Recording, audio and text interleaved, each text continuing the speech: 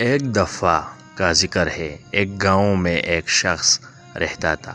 اس کا نام عبد الرحمن تھا۔ اس کے 3 بیٹے تھے۔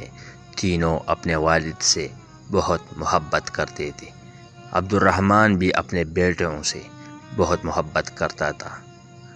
ایک مرتبہ عبد الرحمن نے اپنے تینوں بیٹوں کو بلایا اور ان کو ایک ایک سیب دیا اور کہا کہ اس سیب کو ایسی جگہ جا کر کھاؤ جہاں تمہیں کوئی نہ دیکھ رہا ہو۔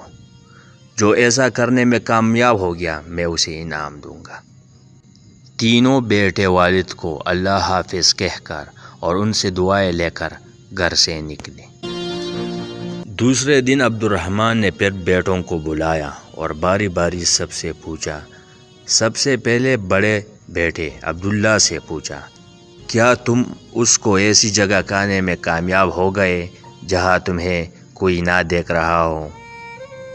عبداللہ نے جواب دیا، الحمدللہ ابا جان، میں نے وہ سیب ایک درخت کے پیچھے جا کر کھایا، وہاں مجھے کوئی نہیں دیکھ رہا تھا۔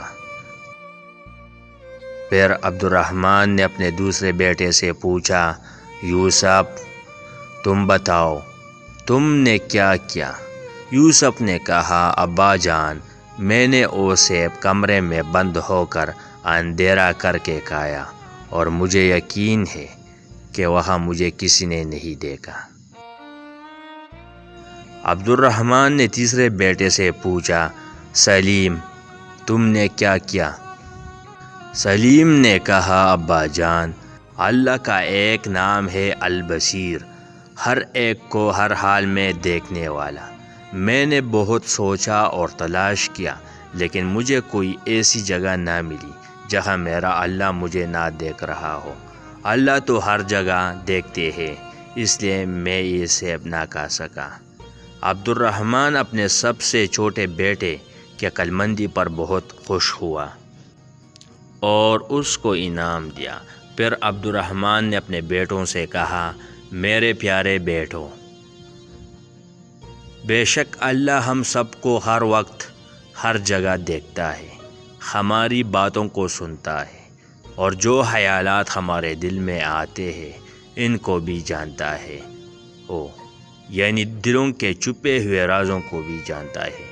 اللہ کی نافرمانی سے ہر وقت بچو اور اللہ کے سارے احکامات پر عمل کرو جس پر اللہ تم سے راضی ہو جائے گا اور تمہیں دنیا میں راحت، سکون، اطمینان عطا کرے گا اور مرنے کے بعد ہمیشہ ہمیشہ کے لیے جنت میں داخل کرے گا، جہاں انسان جو چاہے گا وہ ہو جائے گا۔ انسان کے دل میں جو چاہت ہوگی وہ پوری ہو جائے گی۔